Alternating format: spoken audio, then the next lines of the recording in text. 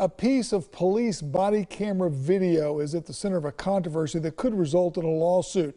The video shows the Panama City Police captain confronting a man that he mistook for a squatter.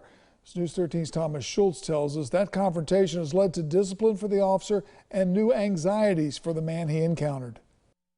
2 months ago, Panama City Police entered the old Lisenby Skilled Care Facility. The property is being converted into new apartments. Nashville property owners hired Daryl Sample as a security guard during construction. Police mistook Sample for a squatter. Sample's dogs began barking. Captain Mark Larimore threatened to kill the animal.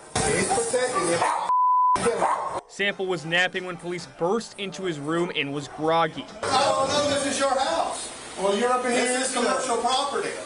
You gonna get ID or not? When Sample didn't immediately provide an ID, Larimore handcuffed him and forced him to the ground. Have a seat. Can I do it with the water? How about right there? This ain't your house. Sample says the incident could have been much worse. If it wasn't for me realizing one guy was actually in a cop in uniform, things could have gone sideways. Sample is a partially disabled Army veteran. He says the incident triggered post-traumatic stress he suffers from his time in the Army. It's caused my military connected to service things to flare back up, to the point things that I had taken care of and got taken care of. And so it's brought back some memories, bad memories of, being overseas. Panama City Police issued a statement on the incident. They say the officers were looking for a missing child when they entered the building. The property owner had previously requested the department check the building periodically, but Sample says that request was more than a year old. He had since started living on the premises. Officers appear surprised on body camera footage that someone was living in what they thought was an abandoned commercial building. The officers then walked Sample to his car to retrieve his identification. With Sample still handcuffed, Larimore contacted the property owner using Sample's phone. I'm pretty sure he knows now that if an officer ever asks for his ID, he's damn sure better get it.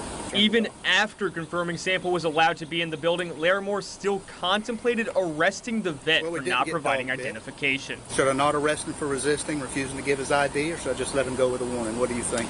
Did you have to go to jail? Would you like for me to let you out of handcuffs? I don't know how many rights was violated. Panama City Police say they've reviewed the incident and found Sample's detainment did not violate department policies. But they found Larimore violated the department's speech policy and ordered him to receive more training. Sample says he's worried this behavior could be an issue throughout the department. I believe the whole department, from the higher up, needs to be retrained, probably reorganized. In Panama City, Thomas Schultz, News 13, Panhandle Strong. Sample says he is still dealing with overwhelming anxiety months after this incident. He says he plans to file a lawsuit.